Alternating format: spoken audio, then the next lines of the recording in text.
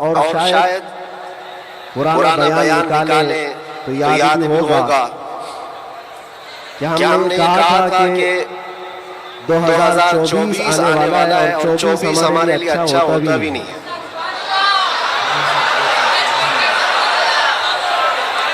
हमने उसको डबल 12 कहा था। बहरहाल जैसे तैसे 24 तो गुजर गया, लेकिन आला हज़रत का 25 आने वाला है। अब तो दौर हमारा होगा इंशाअल्लाह। 24 के बाद ही 25 आता है। 24 जब गुजर जाए तो फिर आला हज़रत का 25 आता है।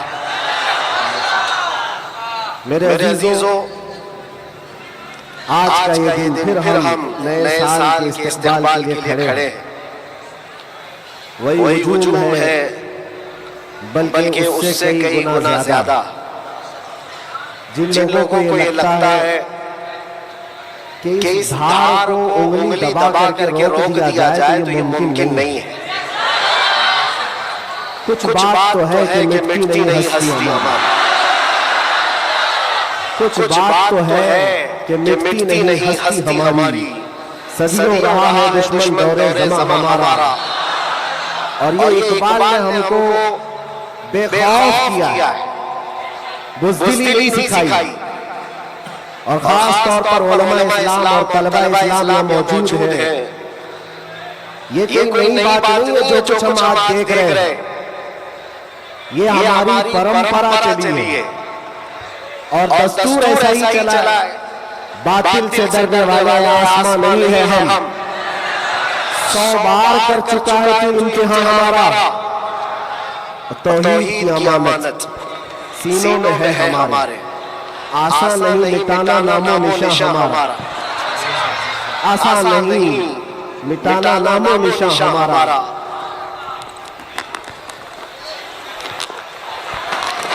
मेरे अजीजों, हम अपनी ताकत के बलबूते, अपने मनसब और अपने ओहदे के बलबूते इतनी बड़ी बातें नहीं करते।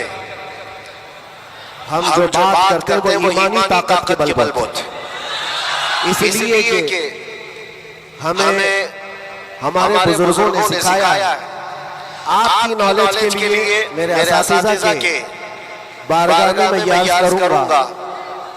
एक लंबे गैप के बाद तकरीबन 10 महीने हो गए, मैं जलसे जुलूस नहीं किया। 8 महीने तो अंदर था और 10 महीने के बाद मैं परसों पहला जलसा किया और स्टेज का पहला जलसा किया, और वो भी गुजरात में किया। सुभान अल्लाह, सुभान अल्लाह। और कोई ढकी छुपी बात नहीं है कि छुप करके चोरी से किया। मेरे अजीजों, ये मेरे लिए अल्लाह तबारक व तआला का इनाम भी है और तारीख की सच्चाइयां हैं। इस्लाम को तुम जहां से रोकना चाहते हो वहीं से फैलता भी है। आज जा करके देखो यूरोप, अमेरिका, सबसे कसरत से वहां पर अगर कोई दीन फैल रहा है तो इस्लाम है। उसकी वजह क्या है? उसकी वजह भी यही है, इस्लाम की फितरत में कुदरत में वो लचक दी है। जितना ही दबाओगे उतना ही वो उभरेगा। अल्लाह की बारगाह में ये दुआ भी करता था कि हमारे दीनी कामों पर कोई फर्क ना पड़े। रब तबारक व तआला ने मेरे लिए जो मैदान कुशादा फरमाया, मैंने अभी 3 दिन पहले के जलसे में ये बाज़ाहिर, वैसे तो सब डरते हैं अभी, उलमा भी और खास तौर पर मेरे असातिज़ा सब इस बात से थोड़े बहुत अपने अंदर सहते हुए मुझे लेकर के मेरी सिक्योरिटी को लेकर। लेकिन मेरे अजीजों, जो बोलने के लिए अल्लाह ने मुझे जुबान अमानत में दिया है, वो जान बचाने के लिए नहीं, दीन बचाने के लिए। सैयदना सरकार इमाम हुसैन रज़ियल्लाहु तआला अन्हु की बारगाह में भी मैं पिछले साल मारेरा मुतहरा में था उर्स के मौके पर, और हमारे चाहने वाले बहुत सारे मौजूद खुसूसियत के साथ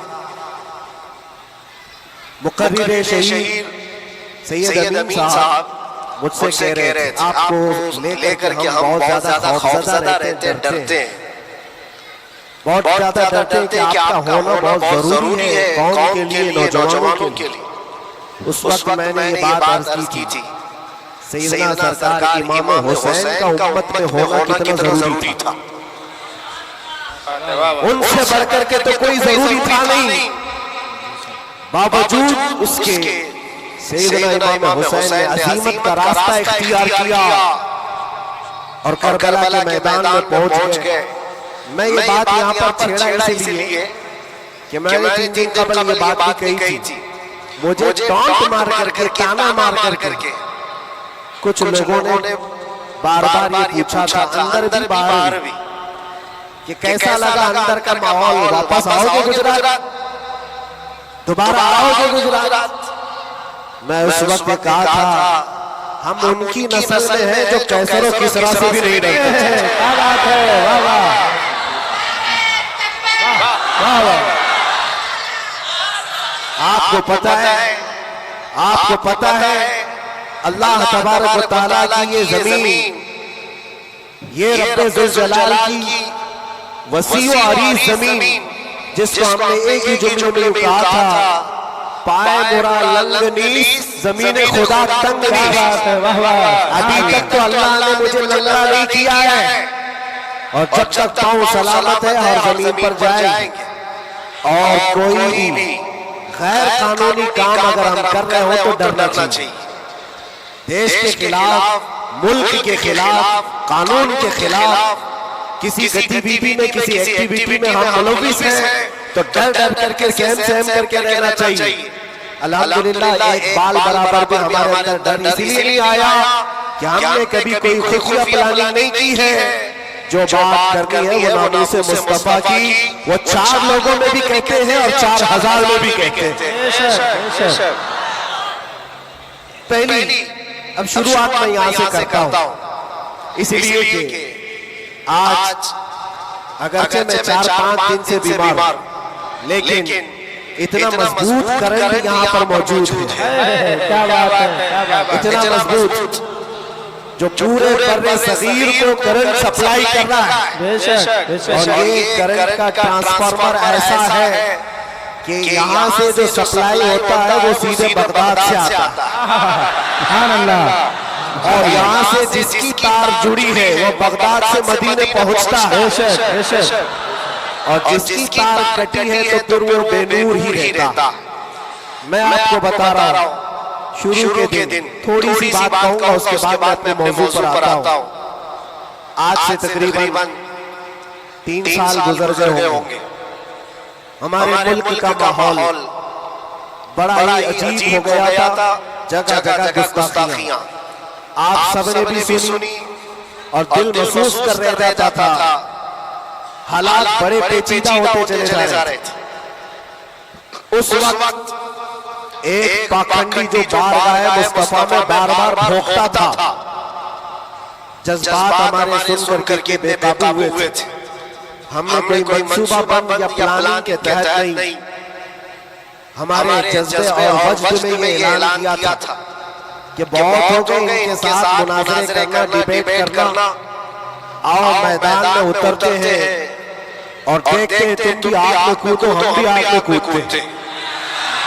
याद होगा ये जज्बात में, वज्द में और हुजूर की मोहब्बत में कही हुई बात थी। हमने कोई प्लान नहीं किया था, कहना था कह दिया, और वो तो 40-50 लोगों के बीच में कही हुई बात थी। महीने के बाद पता चला कि इस बात को अल्लाह ने पूरी दुनिया में पहुंचाया, हर जगह हर इलाके में पहुंचाया, और जिसको पहुंचना था उस तक तो बराबर पहुंची। और फिर बाद में हमको पता चला कि हमने कुत्ते के दुम पर बराबर पाँव रखा है। अब सुनिए मैं ये बात क्यों छेड़ रहा हूँ, आज ये बात मुझे अर्ज करनी क्यों पड़ रही है। जज्बात में, वज्द में कही हुई बात तो थी, लेकिन जब सामने से जवाब आया कि हाँ हम आने को तैयार हैं, तो फिर सोचना भी हुआ। अब मीटिंग भी होने लगी, सब लोग आने भी लगे, कुछ तो हमें डराने भी लगे, डराए भी थे। क्या होगा तुम्हारा, इतना बड़ा ऐलान कर दियो, जल जाओगे मर जाओगे तो करोड़ों मुसलमानों का ईमान क्या होगा। बहुत सारे मामलात थे। मैं उस वक्त फिर सोचने पर मजबूर हुआ। मैंने मेरे बाप के लिए, मेरी माँ के लिए, मेरे खानदान के लिए तो नहीं कहा, उस हक रसूल के लिए कहा जिससे रोशनी तो सूरज भी पाता है खलीलुल्लाह को हाजत रसूलुल्लाह की। अब दिल में ये वसवसे भी तो आते, इंसानी फितरत का तकाजा है। घबराहट भी थी। मैंने बहुत बड़ा ऐलान तो नहीं कर दिया, क्या ऐसी बात होना चाहिए नहीं होना चाहिए, इस पे तो बहुत सारे तबसरे भी थे। मैंने ये बातें कभी कही नहीं, इसलिए कि हालात थे, हुए, गुजर गए, लेकिन मैंने कभी कहा नहीं। आज इसलिए कह रहा हूं कि यहाँ करंट ज्यादा है। क्या बात है, इसलिए कह रहा हूं उस वक्त घबराहट, वसवसे भी, अलग अलग किस्म की बातें, लॉकडाउन का माहौल अलग, मेरे घर पर अलग पहरेबंदी, ये सारे मामलात में जानते हो मेरे अजीजों, उस वक्त जब कभी घबराहट के शिकार होकर, बेकाबू होकर हम कुछ सोचने के लिए या कुछ मशवरे के लिए इधर उधर निगाहें उठाते हैं तो हर कोई डरा भी रहा है, अलग अलग मशवरे भी दे रहा है। बड़ी हिम्मत के साथ मारारा मुतहरा के इस अजीम ट्रांसफार्मर पर मैंने कांटेक्ट किया। हुजूर अमीन मिल्लत की बारगाह में मैंने अर्ज किया कि हुजूर बात ऐसी है, नामूसे मुस्तफा की बात है और हुजूर की इज्जत की बात है। गरीब है, फकीर है ये आदमी, मेरे पास ना इल्म की दौलत, ना मेरे पास अमल की दौलत। मैंने तो ऐलान कर दिया और मैं जाना चाहता हूँ दिल्ली। आप क्या फरमाते हैं? बड़े बड़े पीरों की बात अलग है मेरे अजीजों, सब कंफर्ट जोन में बैठने वालों की बात नहीं करता, बड़े शाहाना कुर्सियों पर बैठ करके लोगों में अपना रौब जमाने वालों की बात नहीं करता। इस अजीम मर्द कलंदर का जवाब आता है, कहते हैं कि बच्चे तूने अपने घर के लिए नहीं पुकारा है, वो मेरे नाना जान की भी है, मेरे कायनात की भी है, अल्लाह के अजीम रसूल की रिसालत, हमारे रिसालत, बरकाती दूल्हा, बरकाती दूल्हा, मुहाफिज़े नामूसे रिसालत, नारे तकबीर। बात यहीं पर खत्म नहीं होती कि अगर कह दिया कि तूने ऐलान कर दिया अच्छी बात है, जाओ अल्लाह ताला तुम्हारी हिफाजत करेगा, मैं यहाँ बैठकर दुआ करता हूँ। नहीं, इस उम्र में ठंडियों के आलम में कहा कि बेटा तुम वहां से निकलो, मैं मारारा से अपने तबर्रुकात लेकर दिल्ली पहुंचूंगा।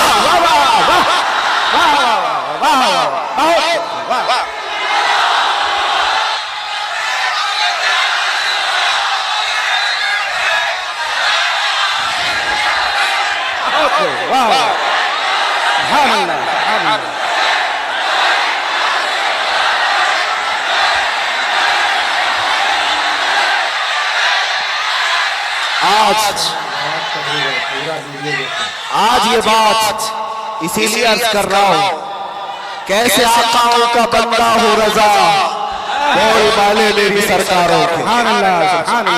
मैंने उसके बाद फोन रख दिया और उसके बाद सबसे कहा कि अब किसी बात की फिक्र नहीं है, अब टेंशन नहीं है, अब कोई फिक्र की बात नहीं और डर की बात नहीं।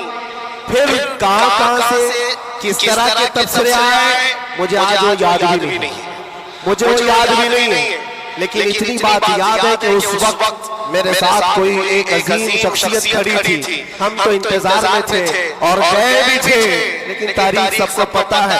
मैं अपनी तारीफ के लिए नहीं दोहराता ये बात, मैं अपनी बड़ाई के लिए नहीं दोहराता ये बात, लेकिन ये हक्कानियत को साबित करने के लिए मैं कहता हूँ। मैं क्या, हमारे मोहल्ले का 8 साल का बच्चा भी उठ करके ऐलान करे, मेरा रब उसकी मदद फरमाए। क्यों? इसलिए कि वो नामूसे मुस्तफा की बात कर रहा है, वो इज्जत रसूल की बात कर रहा है। अजीज़ान गिरामी वक़ार, यही बात हज़रत ने ये फरमाया था कि जलसों में साथ में रहना, हाँ मुकर्रिर है या फिर दीगर माहौल है, तो हज़रत ने एक जुमला भी 2 दिन कबल फरमाया था कि मीठा मीठा हप हप कड़वा कड़वा थू थू, ये तो नहीं हो सकता। ये इशारा इस बात पर है मेरे अजीजों और सुन्नियों, हुजूर की मोहब्बत की बात करते हो तो सिर्फ हुजूर की मोहब्बत हलवा पराठा खाने से नहीं होती। अरे इसमें तो नेज़े भी खाने पड़ते, तलवारों की साया में नमाजें भी अदा की जाती हैं। ये शहादत गए उल्फत में है कदम रखना, लोग आसान समझते हैं मुसलमान होना। मैं ये भी नहीं कहता कि मैं बहुत बड़ी तकलीफ उठा करके आया हूं, नहीं। 8 महीने गुजरे के 8 साल गुजरे, कोई बहुत बड़ी तकलीफ उठा करके तुम्हारे पास आया, मैंने कभी इस चीज का जिक्र नहीं किया और न ही शिकायत कभी करूंगा इस बात की, इसलिए कि तारीख की सच्चाई इस बात की गवाही देती है। वो बड़े बड़े अइम्मा इस्लाम जो रसूलुल्लाह की आल में से थे, इमाम मूसा काज़िम, हम तो मेरे अजीजों गुनहगार हैं, हमारी बहुत सारी खताएं हैं। वो अहले बैत अइम्मा इस्लाम जिनके गुनाह नहीं, खताएं नहीं, बगैर किसी कसूर के जालिम बादशाहों ने 7-7 साल तक उनको अंदर कैद में रखा है। इमाम मोहम्मद बिन हसन अस्करी 20 साल तक अंदर रहे। किसको कहते हैं 20 साल? पूरी लाइफ गुजर गई। इमाम मूसा काज़िम 7 साल के बाद अंदर जहर देकर के मारा गया और वहीं से जेल से जनाजा भी निकला। उनकी कुर्बानियों पर हम कहां लगते हैं? लोग ये भी जो आज समझते हैं कि बहुत बड़ा काम करके आए, कोई कहां से क्या क्या लक़ब पुकारे, गाज़ी इस्लाम। ना मेरे अजीजों, अभी तो हम खादिम इस्लाम नहीं बन सके। गाज़ी इस्लाम तो बहुत बड़ी बात, और हम इस बात को आपके सामने बार बार दोहराते इसलिए हैं कि आज सुन्नियों को हो क्या है, छोटी सी चीज को लेकर बहुत बड़ा समझने लग जाते हैं, बहुत बड़ा समझने लगते हैं। ये इब्तिदाई इश्क है, आगे देखो होता है क्या क्या। सितारों से आगे जहां और भी है। तुम्हारी अभी आजमाइश आई कहां? हमें अभी आजमाया कहां गया है? कुरान तो ये कहता है क्या हसिबतुम अन तदखुलुल जन्नत वलम्मा यातिकुम मसलुल लज़ीना खलौ मिन क़ब्लिकुम मस्सतहुमुल बअसाउ वद्दर्राउ वज़ुलज़िलू हत्ता यक़ूलर रसूलु वल्लज़ीना आमनू मअहु मता नस्रुल्लाह अला इन्न नस्रल्लाहि क़रीब। रब तआला फरमाता है, क्या तुम ये सोच कर बैठे हो कि तुम सीधे जन्नत में चले जाओगे और तुमको वैसी तकलीफें नहीं आएंगी जैसे पहले वालों को आई थी? और कैसी आई थी? कुरान कहता है वो ज़ुलज़िलू, उन्हें हिला दिया गया था। यहाँ तक के रसूल पाक ने और ईमान वालों ने ये कहना शुरू किया, अल्लाह की मदद कब आएगी? फिर रब ताला फरमाता, आगाह हो जाओ, अल्लाह की मदद करीब है। हमारी आजमाइशें कहाँ आई है मेरे अजीज? कौन सी तकलीफें, कौन सी मुसीबतें? उलमा इस्लाम को आज अल्लाह तबारक व तआला ने ठाट बाट से रखा है, हर तरह की सहूलियात में आज मिली हुई है। कौन सी नेमत की कमी मौला ने दी? हर चीज तुम कदम बाहर निकालो कि सारी सहूलियात तुम्हारा इस्तेमाल कर रही है। हम यहाँ एसी में दिन रात गुजारने वाले, कालीनों पर सज्जे करने वाले और मुर्ग मुसल्लम हर दिन खाने वाले, तुम्हें कहाँ पता है अभी कि आजमाइश कहते किसे, तकलीफें कहते किसे?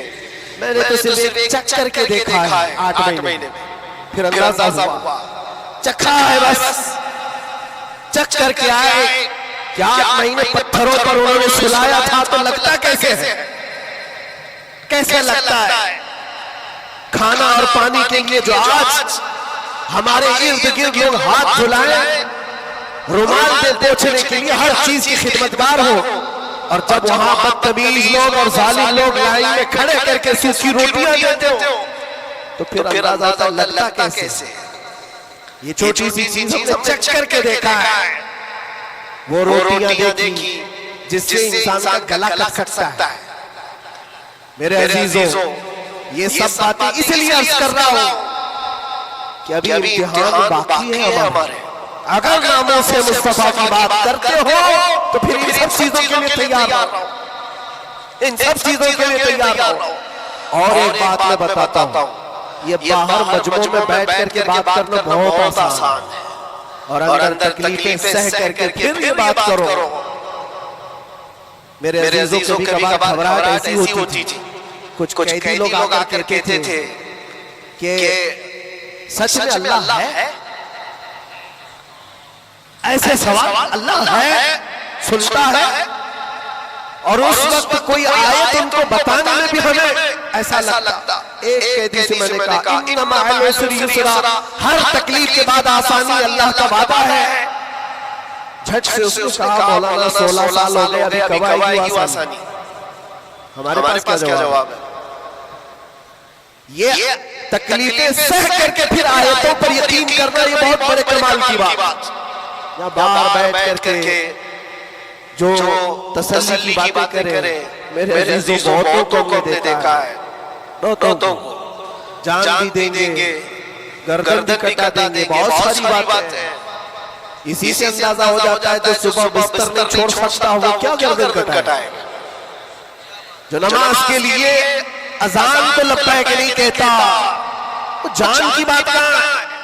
एक डंडे से सारी चीजें भाग जाएंगी, सब निकल जाती हैं इधर उधर। मैं सबकी बात नहीं करता। आजमाइशें जिस वक्त आएंगी मेरे अजीजों, इस्तिकामत ये किसी छोटे मोटे चीज का नाम नहीं है।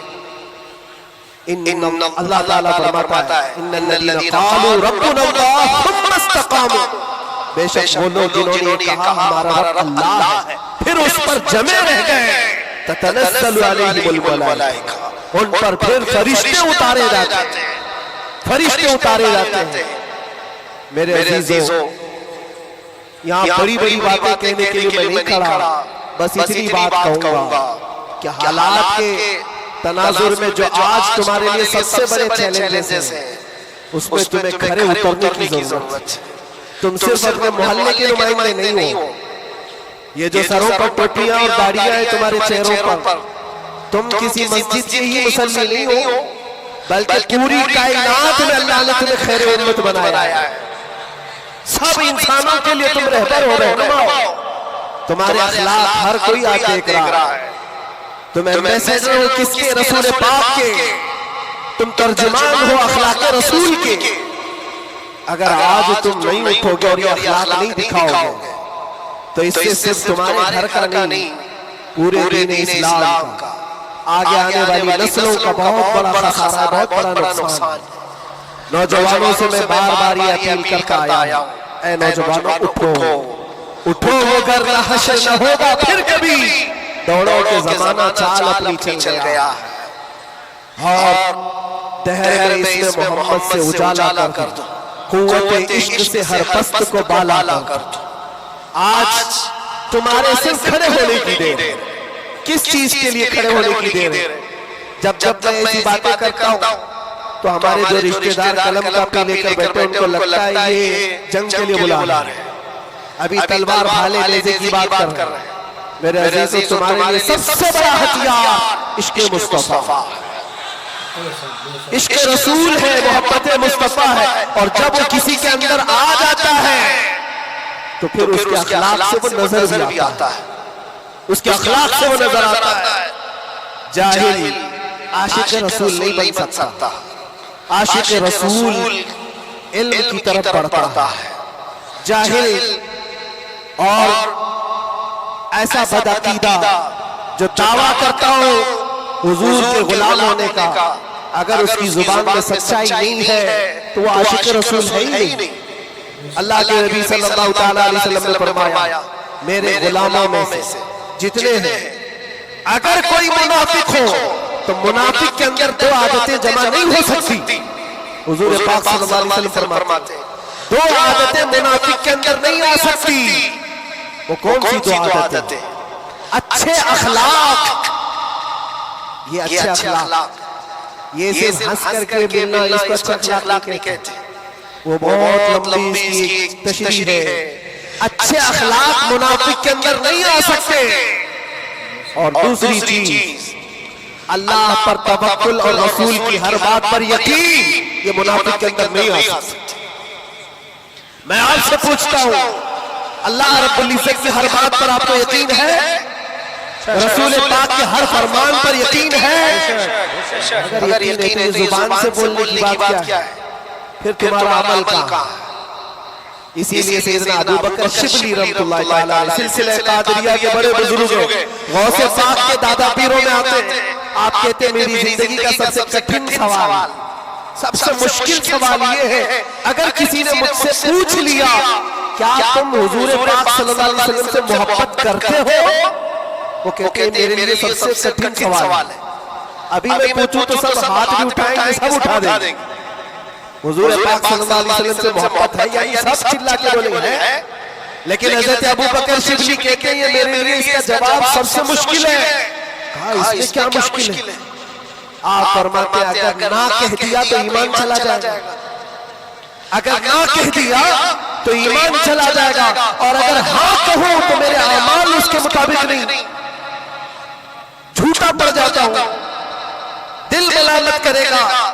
जुबान से तू रसूल पाक की मोहब्बत की बात करता है, कहां तेरे अमल?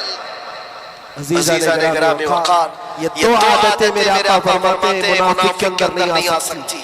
अच्छे अखलाक और अल्लाह उसके रसूल पर यकीन कामिल, यकीन से ही तो आरी होता है मुनाफिक, यकीन उसका खत्म हो चुका होता है। यहाँ अभी लकी ड्रॉ शुरू हो जाए और चीट पे चीट होते रहते, हर साल होते रहते, फिर भी उसमें घुसते भी रहते। लाख का 2 लाख बनाना है, देखो कितने आ जाएंगे, और कैसे कैसे चीटर लोगों पर यकीन करते हैं। और 2-4 लोगों ने बोल दिया कि नहीं मेरा भी डबल हुआ है, सब आ गए, लाइन लग जाती है, कई 100 करोड़ खा के चले जाते हैं। इन पर तुम्हें यकीन है?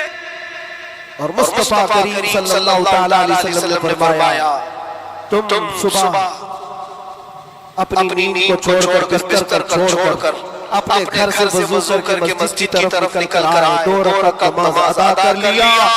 हुजूर पाक सल्लल्लाहु अलैहि वसल्लम फरमाते पूरी दुनिया की दौलत से ज्यादा कीमती है। सुभान अल्लाह, यकीन है इस पर तो इन्वेस्ट करो। अगर हुजूर पाक सल्लल्लाहु अलैहि वसल्लम की हर बात पर यकीन है तो इन्वेस्ट करो इसमें। आज यही तो बात है, ये सबसे बड़ा चैलेंज है। मुनाफिकत आने लग गई है, बुज़दिली कहां से आती है? अल्लाह उसके रसूल की हर बात पर यकीन कामिल हो जाए बंदे को, तो फिर वो मुनाफिक नहीं रहता, वो ईमान वाला होता है। और फिर मुसीबतें तो आएंगी, लेकिन मुसीबतें उसका कुछ नहीं बिगाड़ सकती। हज़रत अबू हुरैरा रज़ियल्लाहु तआला अन्हु की हदीस फरमाते अगर मुझ पर पहाड़ 10 पहाड़ भी नाजिल हो जाए, उतर जाए, तब भी मैं खौफज़दा नहीं होता, डर नहीं है मुझे। कहा क्यों? कहा कुरान की एक आयत मेरे लिए काफी। पूछा कौन सी आयत? फरमाते अल्लाह फरमाता है कुल्लन युसीबना इल्ला मा कतबल्लाहु लना हुवा मौलाना व अला अल्लाहि फयतवक्कलिल मुमिनून। फरमाते अल्लाह ने अपने नबी से कहा ऐ महबूब आप फरमा दें हरगिज़ हमको कोई मुसीबत नहीं आती, उतनी ही आएगी जितना अल्लाह ने लिखा है, उतनी ही आएगी जितनी अल्लाह ने लिखा है। और फिर आगे रब तआला फरमाता हुवा मौलाना, वही हमारा मददगार, वही हमारा मददगार है। व अला अल्लाहि फयतवक्कलिल मुमिनून, और मोमिनों को चाहिए कि अल्लाह ही पर भरोसा करें। बड़े बड़े लोगों को देखा, लेकिन कैद के दौरान, जेल के दौरान कुछ छोटे छोटे लोगों ने हमें बहुत कुछ सिखाया। गुजरात के छोटे से गांव का रहने वाला कैदी आ गया था, मानसिक संतुलन बिगड़ा हुआ था, घर वाले भी चाहते थे अंदर ही रहे, छुड़ाना भी नहीं चाहता था कोई, उठा पटक ज्यादा करता था, जवान था, और अंदर रहा। महीना गुजरने लग गया, वहां होता ऐसा निजाम ऐसा कि हर हफ्ते घर वालों की मुलाकात आ जाती, जालियों में इधर से हम, बाहर से रिश्तेदार, हर कैदी के कोई कभी माँ कभी बाप कभी भाई बहन मुलाकात के लिए हफ्ते में एक मरतबा टाइम मिलता है 15 मिनट। लेकिन इस बंदे का कोई आता ही नहीं था, मिलने भी नहीं आया। महीना गुजर जाता है, उठा पटक शुरू करते, लोगों को मारना। तो जेलर जो घर को फोन लगाता उसके और कहता कि भाई तुम्हारा बेटा है, कभी तो आओ मुलाकात लो उससे, सबसे परेशान कर रखा है। और इसीलिए कैदियों की जो हालत बिगड़ती है तो ये बहुत बड़ा डेंजर मसला होता है, उनको संभालना। बाहर आप इधर उधर हुए तो अंदर डालेंगे, अंदर ही बिगड़ा तो फिर कौन सा अंदर, वो लास्ट मंजिल है। और इसीलिए वहां जाने के बाद डर भी निकलता है लोगों को, इसके बाद कहां जाना है, अब सीधे जन्नत है। आप सुने इस बात को, उसका बाप आया और कहा कि बेटा थोड़े दिन हो गए, इसने पूछा कब छुड़ाओगे मुझे, बेल कब, छोटे से केस थे, कहा इस मंडे को जो है तुम्हारी बेल रख दूंगा, छूट जाओगे, इस मंडे को निकल जाओगे। वो आया, सब बैठे थे खुशी से, ऐलान करता मंडे को मैं चला जाऊंगा, मंडे को छूट जाऊंगा। मंडे आया, ट्यूसडे आया, वेडनेसडे आया, फिर हफ्ता 2 हफ्ते उसका बाप आया ही, महीना गुजर रहा, फिर ये उठा पटक शुरू करे, फिर फोन करके उसके बाप को बुलाया, आओ मुलाकात। बाप आया, फिर पूछा कब होगा अब्बा, काम में थोड़ा सा काम में बिजी था, इस मंडे तो तेरा हो जाएगा, इस मंडे को हो जाएगा। या और कहता फिर बेचारा वहां तो ऐसे ही है, सब तिनके के सहारे पी रहे थे। वकील बोलता इस डेट में होगा, हाँ ठीक है, उसके अलावा करे क्या, तो वो सबसे कहता है इस मंडे को पक्का है, वो भी गया मंडे। फिर 1 महीना गुजरा, ये 6 महीने उसका बाप हर मंडे को ही बोलता था, बार बार आए, तवज्जो चाहता। और हालत ऐसी हो गई 6 महीने के बाद वो बाप से मिलकर के अंदर आ रहे, सारे कैदी खुद ही बोलने लगे इस मंडे को है तेरा। उसके बोलने से पहले ही कहती इस मंडे को बेल है ना तुम्हारी, जमानत होने वाली है। उसको हर्ट हो गया, तकलीफ हो गई। जब दिल पर किसी के चोट लगती है तो टूटे हुए दिलों की बहुत जल्दी सुनी भी जाती है। उसने झल्ला करके कहा था, गाली दे करके कहा था, क्रिमिनल था, गाली दे करके कहा था सबको, तुम लोग मेरा मजाक उड़ा रहे हो, मेरे बाप की वजह से या जेलर की वजह से मैं अंदर नहीं हूँ, मेरा खुदा इतने दिन का लिखा है और जिस दिन लिखेगा तुम सब देखते रहोगे, मैं चला जाऊंगा। क्या बात है, वाह वाह। हमने सोचा कहां से इतना बड़ा ईमान आया। और इसके बाद शनिचर के दिन वो अपने बाप से मिलकर के आया था, उसको चिढ़ाया गया था और वो बिफर करके इस तरह की बात किया था। और मंडे के दिन उसका बाप जमानत का बीड़ा लेकर आ ही गया और वो हंसते खुशी से जा रहा था और कहा मैं नहीं कह रहा था, मेरा खुदा जब तक लिखा हुआ है तब तक मैं यहाँ रहूंगा, किसी के बाप की ताकत नहीं हमें अंदर रखने की। इसीलिए मैं कहता हूँ मेरे अजीजों, जो भी मुसीबतें आएंगी, हमारा अकीदा है अल्लाह ने फरमाया उतनी पहुंचेंगी जितनी अल्लाह ने लिखा है, और मददगार भी वही है, मददगार भी वही है। मैं इससे कबल भी आपके यहाँ एक बात सुनाया था, हज़रत सैयदना यूसुफ अलैहिस्सलातु तस्लीम के मुताबिक आप जेल के अंदर 7 साल काट लिए और 2 कैदी छूटने, 2 कैदियों ने ख्वाब देखा था। हज़रत यूसुफ अलैहिस्सलाम ने उनके ख्वाब की ताबीर बताई थी। एक उसमें मरने वाला था, एक छूटने वाला था। कुरान पाक में वाक़या मौजूद है। जो छूटने वाला था उसको यूसुफ अलैहिस्सलाम ने कहा था कि मैं तेरे ख्वाब की ताबीर बता रहा हूँ, छूट करके जाएगा तू, बादशाह बदल चुका है, जो मुझे कैद में डाला था वो नहीं है, मिस्र का बादशाह भी बदल गया, जाना और बादशाह से मेरी दरखास्त रखना कि मैं बेकसूर कई सालों से अंदर कैद में।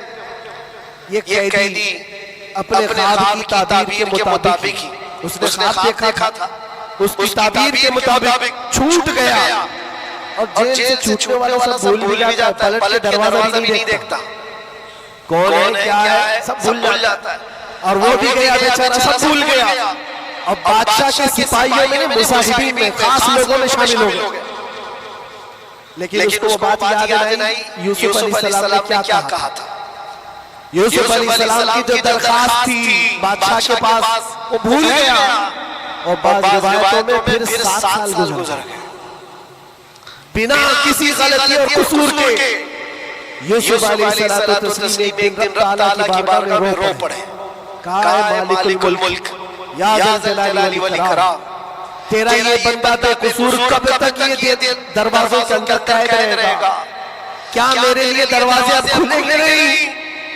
तो जानते हो ये ऐसा मकाम है रब तबारक व तआला ने फरमाया, ऐ यूसुफ, कैद में अंदर गया, अगर तुझे बाहर जाना ही था तो बादशाह से क्यों दरखास्त किया? क्या मैं नहीं था? ये नबियों के लिए है मेरे अजीजों, आला ईमान। हजरत यूसुफ अलैहिस्सलाम इस पर फूट फूट कर रोते रहे। हमारा भी यही हाल होना चाहिए। एक बात मुझे अल्लाह तबारक व तआला का इनाम है, मैं ये अर्ज करता हूँ यहाँ पर गुफ्तगू, मैं जो चीजें शुरू किया था इसको यहाँ स्टॉप करता हूँ। सारे लोगों ने दुआएं की, मुझे पता है, और सबसे ज्यादा मैंने हुजूर ताज शरिया का और हुजूर अमीन मिल्लत को ख्वाब बार-बार देखा, और हज़रत नबी मुझसे कहा था कि हम सब परेशान थे, बहुत दुआएं करते थे। मेरे छूटने की दुआएं या मेरे आराम की दुआएं या अलग मकाम रखती हैं, लेकिन जिस वक्त अंदर जा रहे थे मेरे बिरादर गिरामी भी मौजूद, मैं एक दुआ अल्लाह करीम की बारगाह में करता था कि ऐ रब्बे ज़ुल जलाल, तेरा बंदा है, तेरे नबी की बात कर कर अंदर आया, इतनी लाज रखना कि मेरे बाहर जाने के लिए कभी किसी कुत्ते की मदद लेने की नौबत न आए।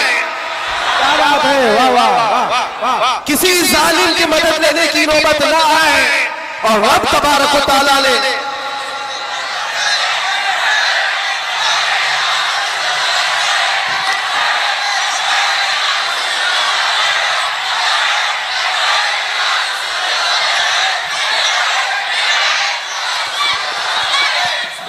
इस बात की वजाहत भी कर दूं, बहुत बड़ी जिम्मेदार शख्सियत मौजूद है। मेरे अल्फाज का मैं जिम्मेदार जो कुछ कह रहा हूं, और लोगों को फिर ये लगता है ये इतना सब हो जाने के बाद फिर भी कुत्ता कहते हैं, ये कुत्ता इनकी जुबान पे क्यों आता है? मेरे अजीजों, ये अब कोई गैर कानूनी बात नहीं। सुप्रीम कोर्ट के जज ने भी हमारा जजमेंट देने के बाद कहा था ये कोई ऐसी बात नहीं है, हेट स्पीच नहीं है, every dog has a day, हर कुत्ते का एक दिन होता है। हमने तो थोड़ा सा कहा था, उन्होंने बहुत कहा है।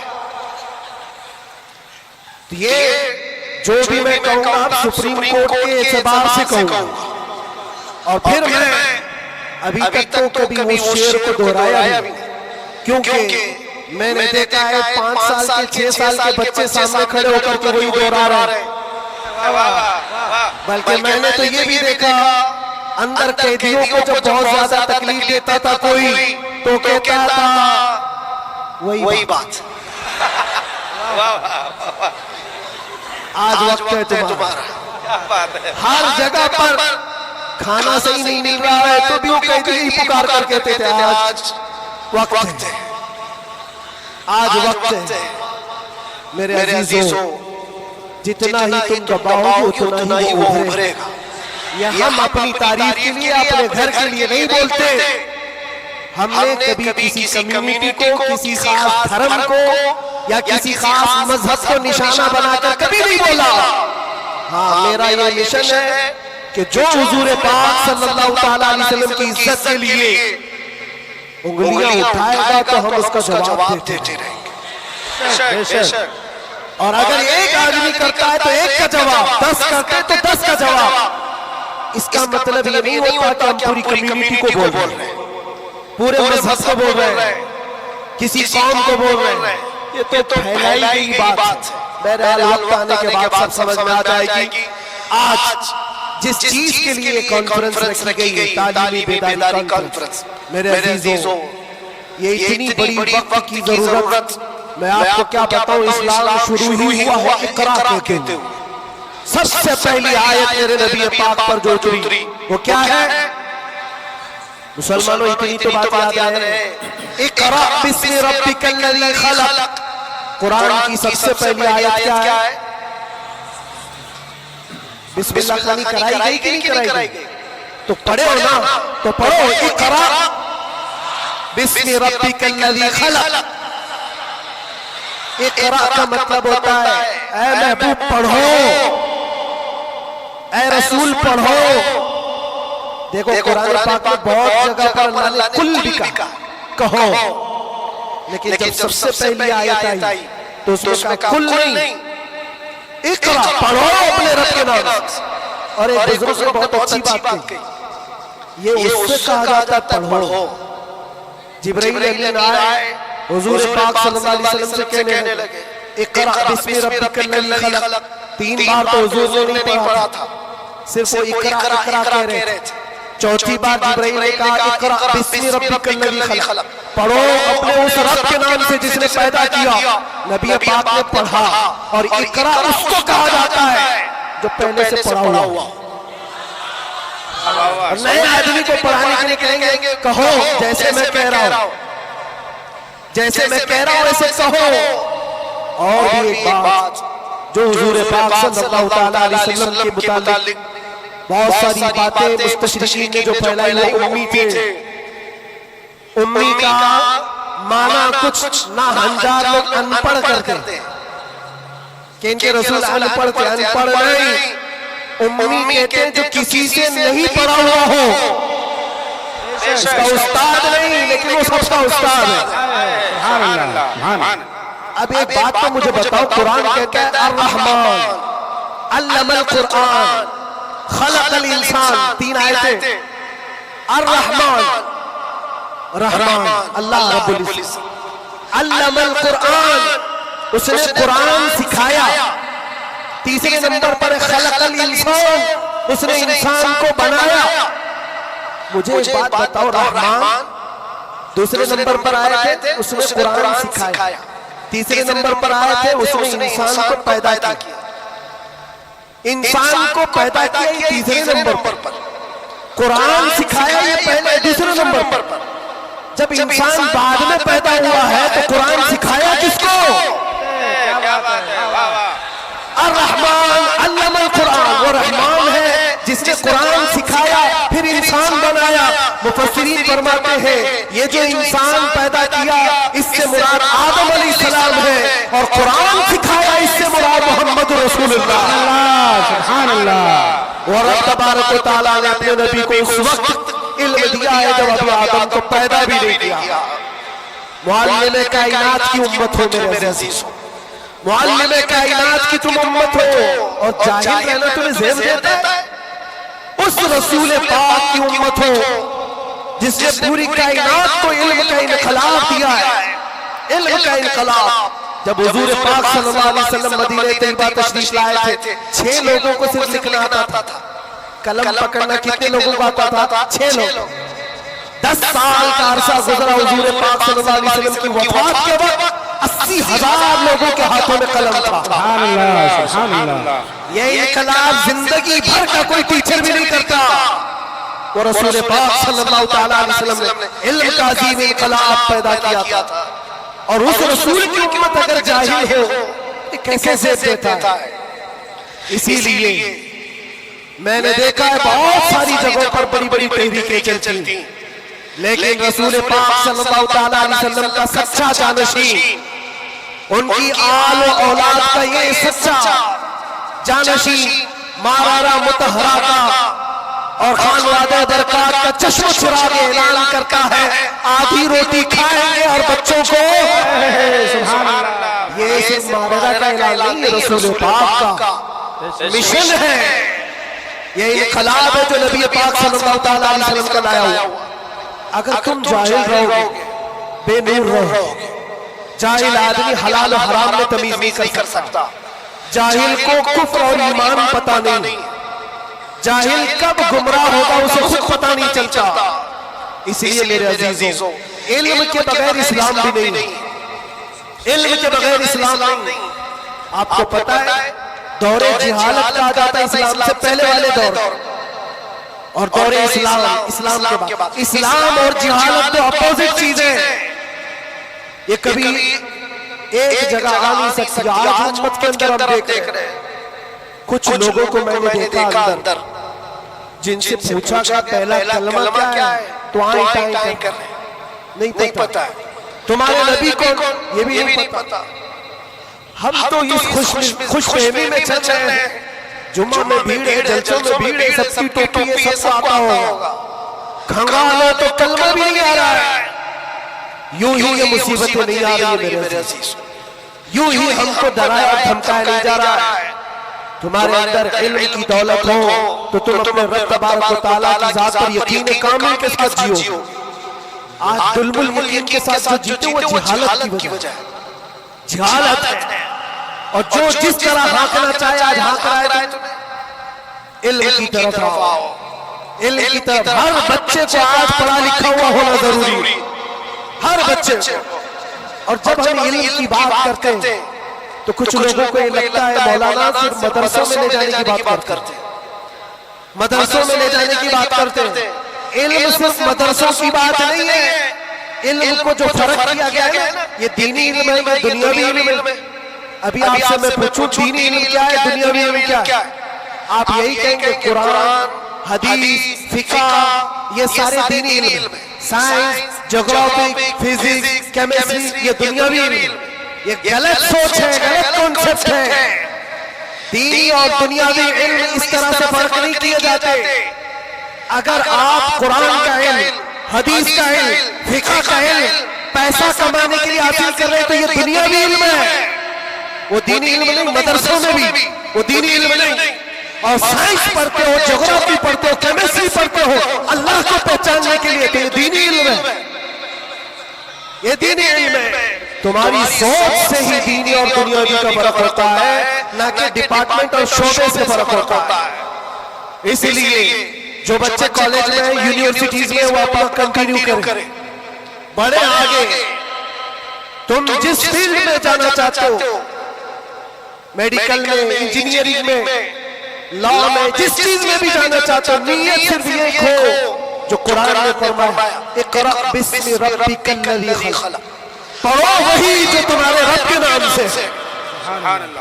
वो इल्म जो अल्लाह से दूर करता है वो बड़ा सा बड़ा आलिम होकर के लिए गुमराह है। और वो इल्म जो अल्लाह से करीब करता है वही इल्म नूर है, वही इल्म नूर है। इमाम गज़ाली रहमतुल्लाह तआला अलैह फरमाते हैं, सिर्फ ये मत समझो कि मैं इल्म की बात कर रहा हूँ तो इल्म आने के बाद टोपी, जुब्बा, कुप्पा, बड़ा आलिम नजर आना चाहिए। नहीं, इल्म जब किसी के पास आता है तो सबसे पहले अखलाक लाता है। सच्चा इल्म अगर किसी के अंदर आए, अखलाक लाता है, फिर वो अल्लाह ताला की जात पर यकीन लाता है। क्योंकि कुरान कहता है इन्नमा यख्शल्लाह मिन इबादिहिल उलमा, इल्म वाले ही अल्लाह से ज्यादा डरते हैं। इमाम गज़ाली फरमाते हैं वो आलिम जो अपने इल्म को इसलिए इस्तेमाल करता है कि दुनिया में कुछ पैसे मिल जाए और सेठों के पास जाता है, मालदारों की जेब पर नजर रखता है। फरमाते वो उस मक्खी से ज्यादा गलीज है जो पखाने पे बैठती है। बल्कि वो कहते हैं वो औरत जो अपना जिस्म बेचती है उससे भी ज्यादा ये गलीज है, क्योंकि वो जिस्म बेचती है और ये ईमान बेचता। इल्म जो सच्चा इल्म आता है वो अखलाक और तवक्कुल ले आता है। इसलिए आपसे मैं ये कहना चाहता हूँ कि इल्म का मतलब सिर्फ दौड़ भाग ये नहीं है। कोई भी कॉलेज मिल जाए, कोई भी यूनिवर्सिटी मिल जाए, कोई भी मदरसा मिल जाए, तुम्हारा टारगेट ये होना चाहिए वो इल्म मुझे मिले जो मुझे मेरे रब की पहचान दिलाए, मुझे मेरे रब की पहचान दिलाए। और जब अल्लाह रब्बुल इज्जत के नाम से कोई शुरू करता है, मेरे अजीजों, बड़े बड़े इनकलाबात आते, बड़े बड़े इनकलाबात आते। या आज दुनिया छुपा छुपा कर रख रही है। हमारे दामन में उलमा की कमी नहीं रही है इस्लाम में कभी। ये तो जाहिल आज हुई हमारी कौम, वरना दुनिया को क्या नहीं दिया है उलमा इस्लाम ने। आपको पता है ये सबसे उठाए हुए कैमरे ये किसकी देन है? सबसे पहले इब्नुल हैसम ने ये कैमरे की इजाद की थी और उसकी थ्योरी भी बनाई थी अपनी आंखों के लेंस से। दुनिया को उड़ने का तरीका देने वाला अब्बास बिन फरास सबसे पहले प्लेन बनने से भी पहले उड़ करके एक मीनारे से पैराशूट का तस्वुर देने वाला, एक्सरे का तस्वुर देने वाला आलिम इस्लाम है। खवारज़मी ने घड़ी का तस्वुर दिया, अलजिब्रा इस्लामी उलमा ने तुम्हारे सामने रखा है। आज जो ये हिंद से लिखे जाते हैं 1 2 3 ये आदात कहां से आए?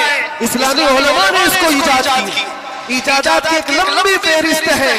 आज भी कैलिफोर्निया यूनिवर्सिटी के अंदर, अमेरिका के अंदर तिब में, मेडिकल में और बच्चों की सर्जरी पर जो लिखी गई सबसे पहली किताब वो अली सीना की अल कानून आज भी रखी हुई है। पूरी दुनिया को सर्जरी सिखाने वाले, पूरी दुनिया को मेडिकल लाइन में लाने वाले इस्लामी उलमा, बच्चों के अमराज पर सबसे पहले लिखी जाने वाली किताब उलमा इस्लाम की। कौन सा मैदान है जिसमें मेरे नबी के गुलामों ने बाजी नहीं मारी है? सब जगह है।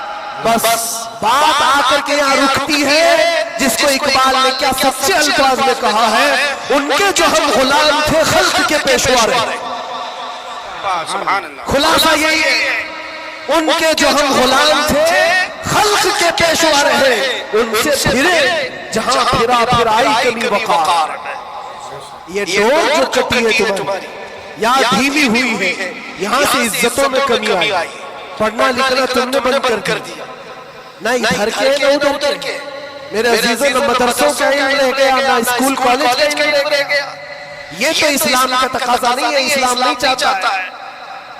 इसलिए आज की इस कॉन्फ्रेंस के जरिए ये तालीमी बेदारी कॉन्फ्रेंस मैं अवेयरनेस लाना चाहता हूँ। और अब अगर कोई यहाँ बैठा हुआ ये अहद करके उठता है कि मुझे इल्म हासिल करना है, हमारी ये कॉन्फ्रेंस वसूल होगी। दिल में सोचते हो हासिल करना है, और इल्म की कोई उम्र नहीं होती। ये मत सोचना मेरी शादी हो गई, बच्चे हो गए, अब क्या पढ़ूंगा। अरे बूढ़े हो जाओ, दाढ़ी सफेद हो जाओ, तब भी तुम्हारे इल्म हासिल करने की उम्र नहीं जाएगी। सैयदना उमर इब्न खत्ताब जलीलुल कद्र साहबी हैं, कहते मुझे सूरह बकरा पढ़ने में 12 साल लग गए। तुम चाहते हो जुम्मा आठ दिन के अंदर कुरान खत्म हो जाना चाहिए। हाँ, इसमें मिटा दो अपनी हस्ती को अगर कुछ मर्तबा चाहो कि दाना खाक में मिलकर गुले गुलजार बनता है। शेख सादी रहमतुल्लाह अलैह फरमाते 7 साल के बाद तो मैंने इल्म देखा है। और ये शर्म हया की बात नहीं, इल्म हासिल करना। अच्छा, पहले के बूढ़े लोग अगर कहते हमारे जमाने में हालात बुरे थे, कोई आया ही नहीं सिखाने के लिए, हमारे पास स्कूल नहीं थे, मदरसे नहीं थे, पहले वाले कहते तो हो सकता है उनका ये उज़्र है। तुम्हारे पास अब कोई उज़्र ही नहीं रह गया। क़यामत के दिन रब तबारक व तआला अगर तुम्हारी पकड़ करे कि इल्म हासिल करना फर्ज था, तूने सीखा क्यों नहीं, ये नहीं कह सकते कि मौला मेरे पास कोई जरिया नहीं था। ये जो मुट्ठी में इतना बड़ा मोबाइल उठाते हो, पूरा मदरसा भी रखता है, स्कूल में रखता है, कॉलेज में रखता है, कौन सी किरत नहीं है इसके अंदर, कौन सा इल्म नहीं है इसके अंदर। लेकिन नौजवानों को ये लगता है ये मोबाइल तो पबजी के लिए आया हुआ है, ये मोबाइल तो फेसबुक इंस्टा के लिए आया हुआ है, तुम्हें तो बहुत कुछ हासिल करने का जरिया ये मोबाइल पकड़ा दिया गया है। अब क़यामत के दिन तुम्हारे पास उज़्र नहीं होगा। तुमसे अगर सवाल हुआ कि वज़ू में कितने फराइज़ थे, नमाज में कितने फराइज़ थे, कुरान तजवीद के साथ पढ़ने के क्या क्या उसूल थे, तुम हाय हाय हाय हाय करके रहे, मुझे पता ही नहीं, कोई पढ़ाया नहीं, तो पूछा जाएगा तेरे पास जरिया था, अभी जाकर सर्च करके देख लेना वज़ू में कितने फराइज़ है। मोबाइल 1 मिनट से पहले तुम्हें लाके दिखा दे, बता देगा। हाँ, ज्यादा से ज्यादा क्या होगा कंफ्यूजन, क्या मैंने सर्च तो किया है वज़ू में कितने फर्ज, अब आ तो गया जवाब, लेकिन ये पता नहीं चल रहा अपोजिशन का है कि हमारा। इसके लिए तो उलमा बैठे हुए, इतना पूछ सकते हो कि अगर मैंने रिसर्च किया है, ये सारी चीजें तो मुझे मिल गई। हुजूर पाक सल्लल्लाहु अलैहि वसल्लम के लिए मैंने सर्च किया, हुजूर की उम्र कितनी थी, हुजूर के असहाब कितने थे, हुजूर की औलाद कितनी थी, हुजूर पाक ने मक्के में कितने दिन गुजारे, मक्के में मदीने में कितने गुजारे, कितने ग़ज़वात में हुजूर शरीक हुए, सब मैंने सर्च किया, मुझे जवाब मिला है। उस पर पूरा यकीन करने से पहले किसी आलिम अहले सुन्नत के पास आ जाओ और क्रॉस वेरिफिकेशन करना, बस इतना ही जिम्मेदारी। क्योंकि मौलाना लोग भी तो जान छुड़ाते हैं, भाई टाइम नहीं हमारे पास, कितना पढ़ाएंगे तुमको, सुबह भी दोपहर में भी, तुम्हारे अपने अलग टाइम है, उनके अलग टाइम है, तो उनसे कहो हम आपके पास घंटा भर पढ़ने के लिए नहीं आ रहे हैं, सिर्फ इतना बता दो ये जो मैंने सर्च किया ये सही है कि नहीं। इतना तो कोई भी आलिम दीन तुम्हारे साथ ताउन कर सकता है। आज से करेंगे इंशाअल्लाह। 2025 तुम्हारा पूरा सीरत मुस्तफा पढ़ने में गुजरना चाहिए, गुजरेगा इंशाअल्लाह। इस बात को आप तय करके उठो कि मैं मेरे नबी का गुलाम हूं, तो मैं पहले ये पढ़ूंगा कि मेरे नबी कब पैदा हुए, उस वक्त हालात क्या थे, हुजूर पाक सल्लल्लाहु अलैहि वसल्लम का बचपन कहाँ गुजरा, हुजूर पाक ने पहली शादी कहाँ फरमाई, हुजूर पाक सल्लल्लाहु अलैहि वसल्लम की औलाद कितनी हुई, नबी पाक सल्लल्लाहु अलैहि वसल्लम के सहाबा में जलीलुल कद्र कौन है, हुजूर मक्का में कितने दिन गुजारे, मदीने में कितने गुजारे, कौन सी जंगों में शरीक हुए, कौन सी जिहाद में, कौन सी जंग में हुजूर पाक के दंदाने मुबारक शहीद हुए, कौन कौन सी मुसीबतें हुजूर ने उठाई और क्या क्या दुआएं उम्मत के लिए की, ये सब तुम्हारे हिस्से में आना चाहिए। मेरे अजीजों, एक बात मुझे याद आती, एक नौजवान का किरदार बड़ा अजीब था। मीलाद का दिन था 12 रबीउल अव्वल, शायद मैंने यहाँ दोहराया ये बात। मैं ट्रेन से उतर रहा था, एक नौजवान मुझसे कहने लगा, हज़रत मैं चाहता हूँ कि आज हुजूर की बारगाह में कोई अच्छा तोहफा पेश करूं, 7 झंडे, कुमकुमे, मिठाइयाँ सब लगा करके तो तोहफे पेश करते। उसने कहा मैं कुछ ऐसा करना चाहता हूँ हुजूर पाक सल्लल्लाहु अलैहि वसल्लम को खुशी हो। मैं उतर रहा था, अचानक ज़हन में बात आई, कहा अल्लाह के नबी के अखलाक ये थे कि वो बूढ़ों की मदद करते, उनका बोझ उठाते थे। मक्का में हुजूर मशहूर थे इस बात पर। हम उतर रहे हैं, देखो ट्रेन से कोई बूढ़ा उतर रहा है, उसका सामान उठाकर पहुंचा दो, सुन्नत है ये भी। और आज 12 रबीउल अव्वल है, तुम हुजूर की बारगाह में खिला जाती पेश कर, ये बात कहा और मैं भी गुजर गया। वो जवान एक बूढ़ी औरत 2 बड़े बड़े शॉपर लेकर आ रही थी, उसके पास गया और कहा कि अम्मा जी मुझे दो, मैं उठाता। वो पहले तो घबराई, कहा कि तू क्यों उठाएगा, तू कुली है, क्या है मेरा सामान क्यों नहीं दूंगी, नहीं दे रही थी, क्यों दे ऐसे नबी को, इसने इसरार किया, अम्मा जी दे दो उठा लूंगा। कहा इतना क्यों कह रहा है बेटा, तू सामान लेके भागना है, क्या करना है। उसने साफ साफ समझा दिया, अम्मा जी बात ये है आज 12 रबीउल अव्वल की तारीख है, हमारे प्रॉफेट मोहम्मद सल्लल्लाहु अलैहि वसल्लम का जन्मदिन है और उनकी आदत थी कि वो बूढ़े लोगों का बोझ अपने हाथ उठाते थे। मैं चाहता हूँ कि उनका अमल दोहराऊं, उनके अखलाक पर अमल करूं और मैं उनकी रूह को खुश करूं। बूढ़ी के दिल में बात आ गई, ले बेटा, तू तेरे नबी की बात कर रहा है, आज तुम्हारा कोई त्योहार का दिन नहीं करना है तो करो। वो शॉपर लेकर के गया, उसको जहां तक पहुंचाना था पहुंचाया। ये बात आई गई, गुजर गई। हम भी तो सोचते हैं छोटी सी बात, 6 महीने गुजर जाने के बाद, 6-7 महीने के बाद उस नौजवान ने मुझसे कहा कि वो बूढ़ी औरत जिसने सामान उठाया था वो अभी रास्ते में कांटेक्ट में अभी आई और कह रही है कि बेटा 6 महीने गुजर गए, अब तक मैं तेरे नबी का बायोडाटा ही पढ़ रही हूँ, अब तक मैं उनके अखलाक ही पढ़ रही हूँ। क्यों? कहा तेरे उस अमल ने मुझे इतना मुतासिर किया कि इस जमाने का कोई जवान, अरे मेरे बेटे मेरे पोते नहीं आए मुझे लेने, किसी और का बेटा मेरा सामान उठा रहा है, इसके अंदर इतना असर कहां से आया। और जब तूने बताया तेरे नबी के अमल है, मैंने सोचा कि उस नबी को क्यों न पढ़ो। पढ़ते पढ़ते मैं इस मकान पर पहुंच गई, बताओ तेरा नबी कहाँ है, मैं भी जाऊं गुलामी में शामिल हो जाऊं।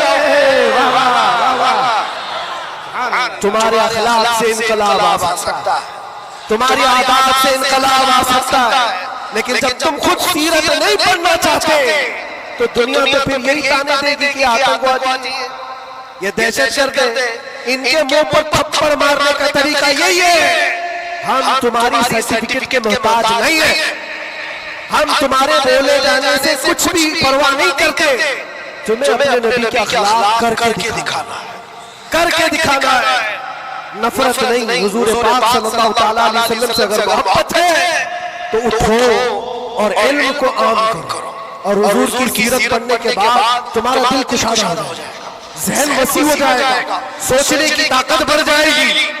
इसलिए कि सुन करके मानना और है, जान करके मानना और। जब समझ जाओगे तो रोज इश्क बढ़ता चला जाएगा। आप चाहते हो मेरे नबी पाक की मोहब्बत और आए, चाहते हो हुजूर का इश्क और बढ़े, सिर्फ और सिर्फ ये है कि हुजूर को पढ़ना शुरू करो, सीरत पढ़ो और इतना गुम हो जाओ कि फिर तुम मुस्कुरा भी दो या चलने फिरने लगो तो दुनिया पुकार कर कहेगी इसके अंदर से मदीने की खुशबू आती। क्यों? पढ़ने वाला उसी में मलबूस हो जाता है। 3 घंटे फिल्म देख करके यहाँ नाटक करने लगता है आदमी। क्यों? इसलिए कि इंसान की फितरत ऐसी है, जो देखता है वो कैच करता है और उसी तरह करने की कोशिश करता है। और जब बार बार हुजूर की सीरत पढ़ोगे दुनिया में बात वैसी ही करोगे जैसे मेरे नबी करते थे। बेशक। इसलिए